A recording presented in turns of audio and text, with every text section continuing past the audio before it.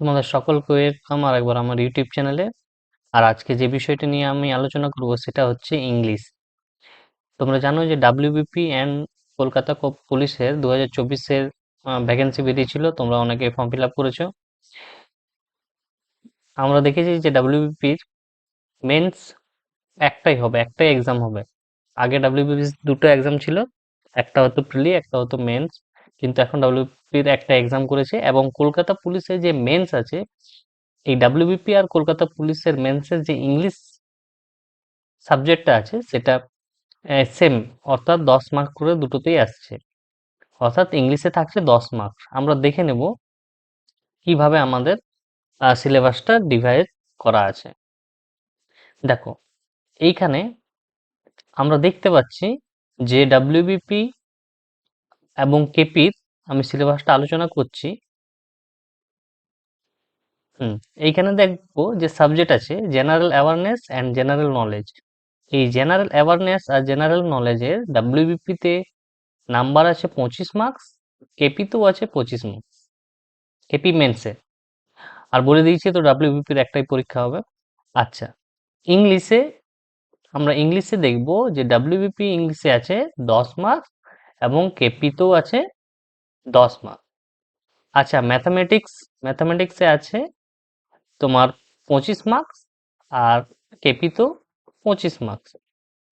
আচ্ছা, আরেকটা আছে যেটা রিজনিং অ্যান্ড লজিক্যাল অ্যানালাইসিস, সেটাতেও 25 মার্কস ডাব্লিউবিপিতে, এবং কেপিতেও হচ্ছে 25 মার্কস। আমরা এই ভিডিওতে যে যে জিনিসটাতে ফোকাস করব সেটা হচ্ছে পুরোটাই ইংলিশের উপর। আমাদের ইংলিশে কিরকম পড়তে হবে, কিরকম সিলেবাস থাকবে, ডিটেলস, এবং প্রিভিয়াস ইয়ার কোশ্চেনে কি কি পড়েছে সেগুলো নিয়েও আমরা আলোচনা করব। তাহলে আমরা এখানে দেখব যে ডাব্লিউবিপির একটা এক্সাম হবে, তাতে ইংলিশের মার্কস থাকবে 10, এবং কেপিতে যেটা মেন্সের সেটাতেও মার্কস থাকবে 10। চলো এবার আমরা দেখে নিই যে প্রিভিয়াস ইয়ারে কি রকমের কোশ্চেন প্যাটার্ন দিয়েছে। দেখো, আমরা এখানে দেখতে পাচ্ছি যে ডাব্লিউবিপি মেন্স, আগে তো ডাব্লিউবিপি দুটো পরীক্ষা তো হতো, একটা প্রিলি একটা মেন্সে ইংরেজি থাকতো। তাহলে আগের বছর আর আগের বারের ডাব্লিউবিপির মেন্সের আমরা অ্যানালাইসিসটা দেখব, এবং তার পাশে আমরা এই 2023-এর কেপি যে মেন্স হয়েছে তার অ্যানালাইসিসটা দেখব। দেখো, এখানে 1 নম্বরে আমাদের বলে দিচ্ছে প্রিপোজিশন। প্রিপোজিশন থেকে পড়েছিল একটা কোশ্চেন, আমরা এখানে দেখতে পাচ্ছি ডাব্লিউবিপি তে, এবং কেপিতে পড়েছিল 4টে কোশ্চেন। আচ্ছা, ইডিয়মস, ইডিয়মসে পড়েছিল 4টে কোশ্চেন।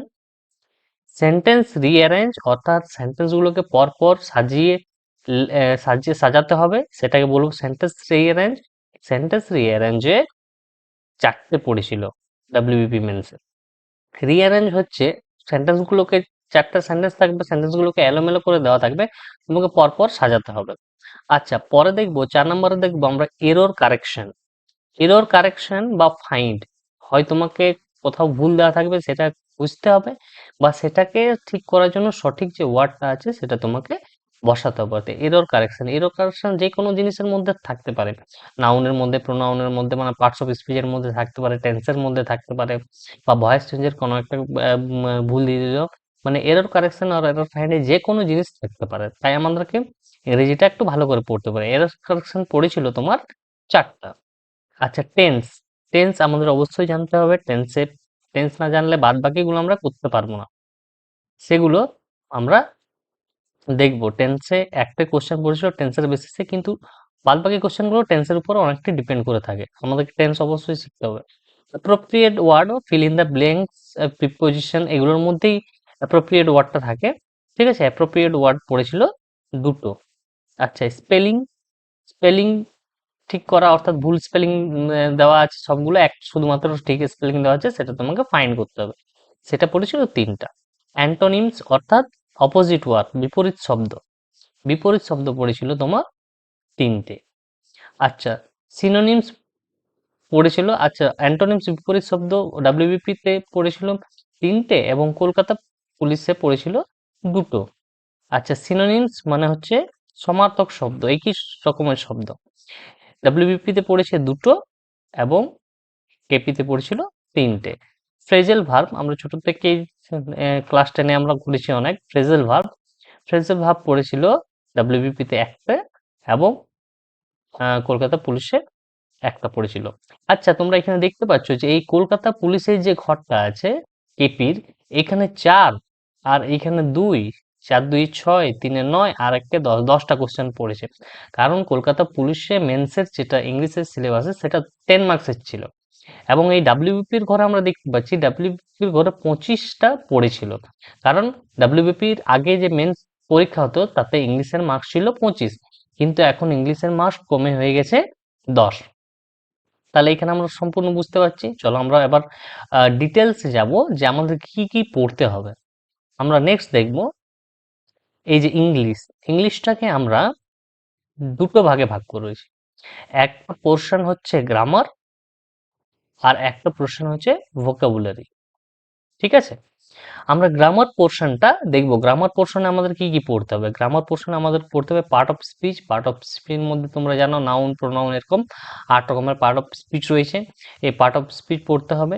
সেকেন্ডলি আমাদেরকে পড়তে হবে সেন্টেন্স, তারপরে পড়তে হবে টেন্স, তারপরে আমরা সাবজেক্ট ভার্ব এগ্রিমেন্ট তো অবশ্যই পড়তে হবে আমাদেরকে। আমাদের ভয়েস চেঞ্জ থেকেও কোশ্চেন আসতে পারে, ন্যারেশন চেঞ্জ আসবে, রিঅ্যারেঞ্জ শিখতে হবে আমাদের, যে সেন্টেন্সকে পরপর কিভাবে রিঅ্যারেঞ্জ করা যায়, এটা প্র্যাকটিসের মাধ্যমে আমরা বেশি করে শিখবো। এরর কারেকশন আর ফাইন্ড, আমরা বললাম যে কোথাও ভুল দেওয়া থাকবে সেটা খুঁজতে হবে বা সেটা কারেকশন করতে হবে, সেটা আমাদের শিখতে হবে। 9 নম্বরে দেখবো সেন্টেন্স ইমপ্রুভমেন্ট, যে সেন্টেন্সটাকে ইমপ্রুভ করা হবে সেটা আমরা শিখবো। আর আমরা 10 নম্বর শিখবো প্রিপোজিশন। প্রিপোজিশন থেকেও দেখেছি যে কলকাতা পুলিশে অনেকগুলোই কোশ্চেন এসেছে। আচ্ছা, ভোকাবুলারি, ভোকাবুলারি গুলো বিশেষ করে আমাদের প্র্যাকটিস করতে হবে এবং মনে রাখতে হবে। ওয়ান ওয়ার্ড সাবস্টিটিউশন মানে হচ্ছে এক কথায় প্রকাশ করা হবে। অ্যান্টোনিমস, অ্যান্টোনিমস মানে হচ্ছে বিপরীত শব্দ বা অপোজিট ওয়ার্ড। সিনোনিমস, সিনোনিমস মানে হচ্ছে সমার্থক শব্দ। আমাদের অনেক ইডিয়মস পড়তে হবে। দেখো এখানে এই antonyms, synonyms, one word, idioms, spellings, phrasal verb, এগুলো যেগুলোই আছে সেগুলো অনেক আছে, কিন্তু অনেক আমাদেরকে পড়লে অত মনে রাখা সম্ভব নয়। তার জন্য আমরা বিশেষ করে আমরা প্রিভিয়াস ইয়ারে যেগুলো আছে সেই কোশ্চেনগুলো আগে আলোচনা করব এবং যেগুলো ইম্পর্টেন্ট সেগুলোই পড়বো, কারণ অনেক পড়া আমাদের পক্ষে সম্ভব হবে না 10 মার্কের জন্য। আমরা স্মার্ট ওয়ার্ক করার চেষ্টা করব। পরে আমরা দেখবো ইডিএমস পড়তে হবে আমাদেরকে। স্পেলিং, স্পেলিং অর্থাৎ বানান, 3টে ভুল বানান থাকবে, এটা একটা সঠিক বানান থাকবে, তাহলে সেই সঠিক বানানটা তোমাকে খুঁজতে হবে। আচ্ছা, তারপরে আমরা ফ্রেজাল ভার্ব শিখবো, ফ্রেজাল ভার্ব এবং প্রোভার্ব। আচ্ছা, তাহলে এইটা হচ্ছে আমাদের ফুল ডিটেলস এর ইংলিশের সিলেবাস ডাব্লিউবিপি এবং কেপির জন্য। আমাদেরকে এইগুলো পড়তে হবে অবশ্যই, এবং বিশেষ করে আমাদেরকে বেশি প্র্যাকটিস করতে হবে, কারণ ইংরেজি শেখার জন্য আমাদের প্র্যাকটিসটা প্রয়োজন আছে। তাহলে আমরা এই আজকের থেকে আমরা ইংলিশ টপিকে বিভিন্ন যে চ্যাপ্টারগুলো আছে সেই চ্যাপ্টারগুলো আলোচনা করব। সেটার জন্য অবশ্যই আমার চ্যানেলটাকে সাবস্ক্রাইব করবে এবং লাইক করবে এবং আমার সাথে যুক্ত থাকবে, যাতে ডাব্লিউবিপি এবং কলকাতা পুলিশের সিলেবাসটা আমি কমপ্লিট করতে পারি। তোমরা অবশ্যই লাইক করবে, এবং যদি শিখতে চাও, যদি পরীক্ষা দিতে চাও ভালোভাবে, অবশ্যই আমার এই চ্যানেলটাতে যুক্ত থাকবে এবং যে ভিডিওগুলো বেরোবে পরপর সেগুলো অবশ্যই দেখবে। আমার চ্যানেলে গিয়ে প্লে লিস্টে ইংলিশ গ্রামারের কিছু আপলোড করে দেওয়া হয়েছে, যেমন নাউন, এইগুলো পরপর কয়েকটা আপলোড করা আছে। টেন্সের মনে হয় ফার্স্ট পার্টটা পর্যন্ত আছে। অবশ্যই তোমরা ওই ভিডিওগুলো পরপর দেখে নেবে। আর কিছু বলছি না, পরবর্তী ভিডিও নিয়ে আসছি। ধন্যবাদ।